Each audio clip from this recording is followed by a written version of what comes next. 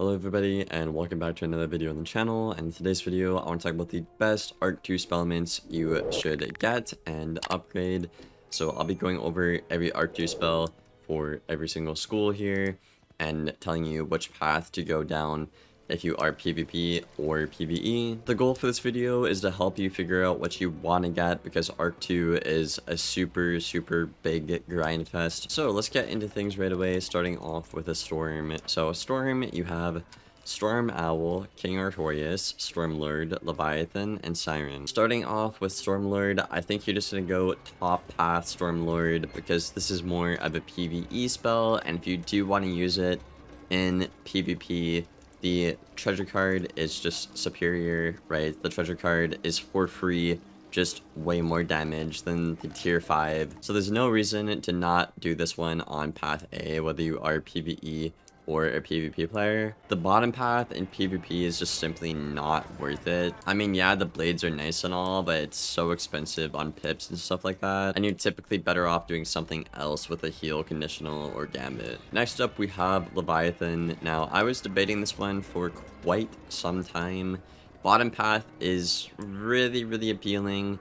However, after playing a lot of Storm and Test Realm and Live Realm now, I think just packing Stormzilla on a Storm at least is way better. And if you are a school dueling with Storm, 8 pips is just way too much for you to invest into it. But I'd say generally, if you are a PvE player, top path Levy is going to be better for you. And in PvP as well, at least until they nerf like schools like Fire and Myth, I think it is good that you have a big hit and blade removal, because a lot of Myths and Fires will stack blades, main deck, and side deck blades, and then Levy can hit, put you ahead, and take away their damage on you. It's like a form of mitigation and gaining tempo. Next up, we have Sirens, and again, I think we're gonna have to go with top path Sirens, because this one actually got a damage buff, and it might be usable now in PvE. In PvP, you're probably never going to run this unless you are trolling somebody. Bottom path Sirens in PvP is a cool concept, however, I think it's just really not good. I think a lot of the issue with Storm right now, at least, is you don't stay alive long enough to actually do anything with that blade. Like,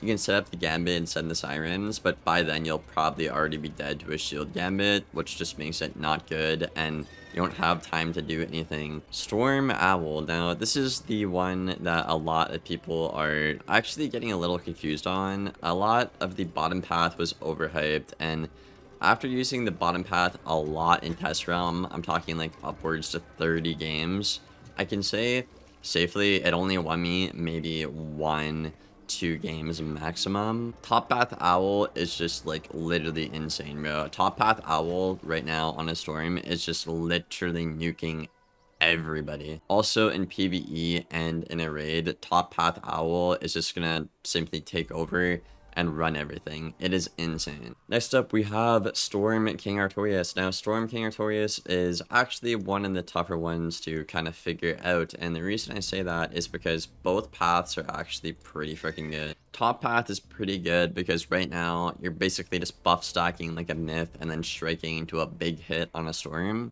but also jading is meta. So bottom path King Art really helps you out with beating Jades, staying alive, and setting up your Gambit. Now, I would say because Jading is meta, bottom path is better, but from my personal experience, I would say top path is actually better. I've been personally just packing like a crap ton of infections and like 3 Tritons in my deck to counter healing, and I've beaten every Jade so far. Okay, so we're on the Fire. Now, starting off with Fire and King Artorias, I think I'm gonna have to recommend top path King Artorias.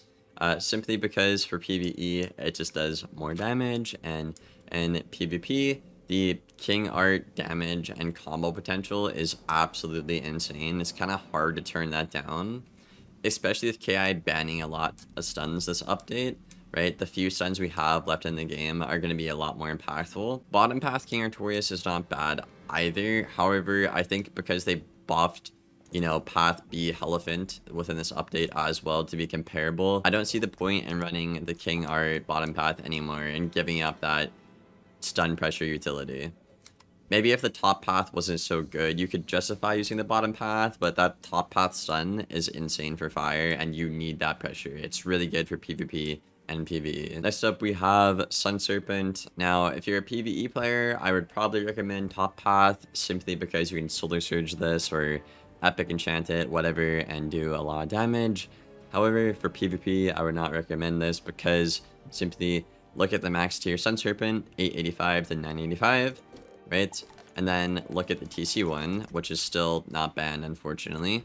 It just simply does more damage. So there's no reason to pack or tier 5 your Sun Serpent in main deck if you are a PvP player. Just run the TC one. That's been broken for quite some time now. So you want to run the bottom path. I think the bottom path is the best counter to traps on a fire. You set up your gambit, you do like 1635 damage over time, and then you clear up to 6 traps and get all the pips back to do it again or combo again and kill your opponent. So really, really good trap counter. Would recommend bottom path for PvP, and for PvE players, top path because you can enchant it compared to the TC Serpent. Rain of Fire, again, I'm not really sure because top path is, you know, just better for PvE, but a lot of people don't like top path in PvE. I recognize that. Bottom path is cool, but I feel like I'm literally reading the, you know, like an Egyptian tablet or something, bro. In PvP, people aren't going to get heals on a fire because they can't really do that. The library isn't there.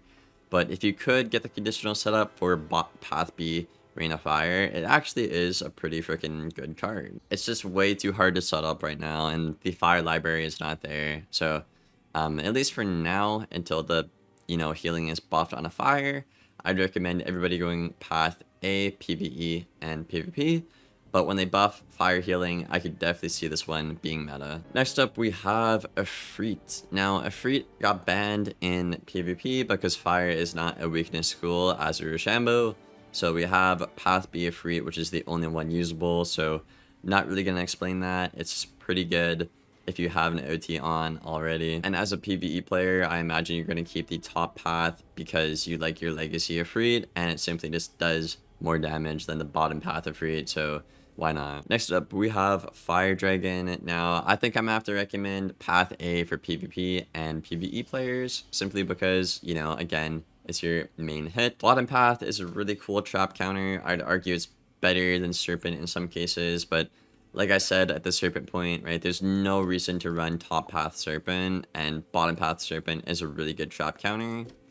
So at that point, you don't need 2 trap counters in PvP. Just run Serpent and then run Path A Dragon for PvE. It's a win-win for everybody. Okay, next up on the Myth Wizard, I'm going to start off with King Art, and I will be recommending the bottom path King Artorias simply because it is a really, really good weakness counter no matter what school you are on. Next up, we have Celestial Calendar. Now, Celestial Calendar is banned in PvP, so obviously you have to run the bottom path. And as a PvE player, though, you could get value out of either one of these. I think this is the first one where it's kind of up to you with what you want to do. If you run the bottom path, you're basically guaranteed almost a high end every time. But if you run the top path, you risk doing less damage. And a cool thing about the bottom path is if you're trap stacking for some reason in PvE with like a spirit trap or something, you can get those pips back to hit with something out of that, which is actually pretty cool. So now that I'm thinking out loud, I would argue I think the bottom path is probably better for PvE if you are using like spirit trap and stuff like that, and you'll have excess traps left over to get pips back for. But I know a lot of people like the top path because the steel pip is kind of cool. Myself included, I like the steel pip gimmick on the calendar. Basilisk, we have bottom path that's only usable in PvP. I don't know if I would recommend it though, like at least on a Myth. I think you're better off using like Minotaur or the new Drop Bear Fairy or whatever it's called. So compared to the other counters in the library, at least for Myth, I don't see people shielding this much against a Myth, and if they do, the Drop Bear Fairy or Minotaur is just going to get the job done anyways. And in PvE, I would just run top path because there's no reason to run bottom path. Next up, we have Medusa. This basically is going to hit and gambit traps for better traps, which is pretty cool. Top path is banned, so you have to run bottom path in PvP, and top path and PvE, I mean, obviously you'll just run that over bottom path because it does more damage. Pretty simple, and you keep the legacy stun which a lot of players like. Orthrus, top path Orthrus, I think is the wave for PvE myth players, because why would you not want to upgrade that card? Bottom path is okay for PvP, I would say. You gambit shields on yourself for OTs. I don't think much myth players are going to OT simply because they can just kill anybody by shield gambiting with the Jin, or just hit with like Minnow, Stone, and Pigs. Next up we have King Artorias. I'm going to recommend Path B King Artorias for PvP players. Just a really solid card for the amount of pips you get. Okay damage, and the utility is absolutely insane. Clearing 5 weaknesses for set shields on yourself that are chromatic, and then hitting is insane. Almost like a Stone Colossus, but better. And then Path A, I guess, could be better for PvE players, but even for PvE players, you know, you could hit through a weakness if the opponent ifrits you or jujus or something. So it has uses in both, but if you want damage for PvE, go top path. If you want to maybe, you know, hit through a weakness, a juju or whatnot in PvE, run bottom path. Lord of Winter, obviously bottom path is the only one allowed in PvP. Top path, I'd recommend for PvE, obviously, because, you know, I mean, why would you ever run something that's lower damage in PvE? And how often are you actually shielding, like try shield spamming in PvE to get pips back? Not really often, you're just buffing and hitting, so probably top path. Next up we have Woolly Mammoth. Now, I think this one is actually interesting because top path is actually not bad because you have that stun. However, like Sun Serpent and like Ifrit, the Woolly Mammoth TC is actually not banned. I don't think I have it on me right now, but it does basically like 900 to 1,000 damage compared to the 700 to 800 that we have right now on, you know, tier path 5A, what the hell did I just say? So there's no reason to run top path when the TC version is really overpowered. So I think, you know, for PvP, just run bottom path and then pick between packing Woolly Mammoth or the King Artorias as your weakness counter. But for PvE players, I'd recommend top path Mammoth because it does more if you enchant it than the TC version. Next up we have Snow Angel. Snow Angel for top path PvE, really good. I am going to recommend that. And bottom path for PvP, you're basically gambiting traps for weaknesses on the opponent with a okay hit and losing the overtime. I think either one is fine. I think if you want to use Snow Angel in PvP, probably going with the treasure card is better because I'm pretty sure the treasure card more powerful, 110 and 725 compared to 720, but you lose a lot of damage on the front end. So in PvP, I'd recommend running TC Snow Angel if you want to. PvE, I'd recommend top path to enchant. Frost Giant, I mean, I don't really think I need to explain this one. Top path Frost Giant got a giga buff. A lot of ice players were asking for this, just run it in PvE. Bottom path, not really a point in running bottom path because Ice Wyvern is like literally half the pips, does comparable damage, and then, you know, it's just way better traps and everything. I just don't run Path B Frost Giant ever.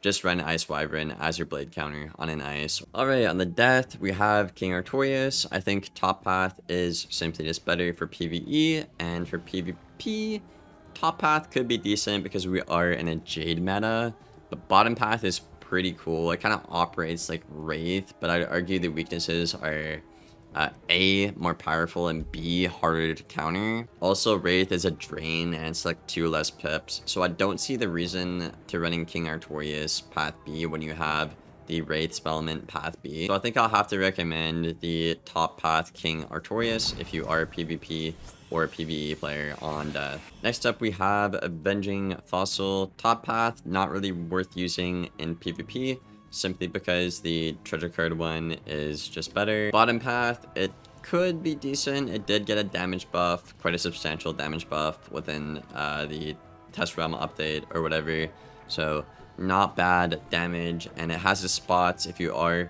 threefold stacking. However, if you are threefold stacking, I think players are gonna shift towards vampire spam because vampire is really broken still, and Death Scion because draining is also pretty broken. So I think this card could be decent, but there's just way better cards currently in the meta. But for PvE players, probably just run Top Path because you can enchant it, and probably PvP players as well because like you're just never running Path B Fossil until they nerf Vampire or Death Scion. Vaughn actually got a damage buff for the Top Path, which is cool.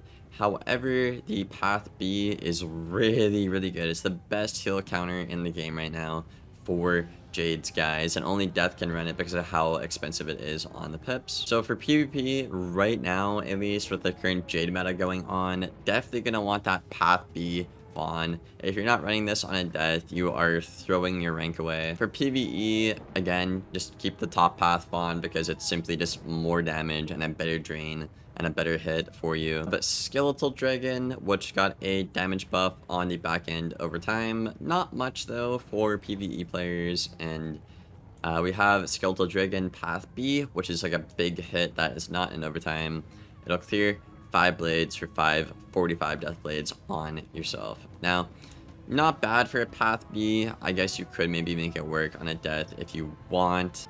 For PvP, TC Dragon is simply just better, so I think just run bottom path for advanced combat, and top path, I suppose, if you are a PvE player, because again, you can enchant your card. Lastly, we have Scarecrow, which again got a damage buff on the top path, so it's 630 now, which is really good for PvE players. I'm going to recommend that right away. Just get top path if you are PvE guys, and bottom path for PvP at least, I would argue is like the best blade counter. You're basically draining and then clearing 5 blades for 5 chromatic like V-plays on your opponent. Just an insane blade counter. You know, it's maybe bad against Myth.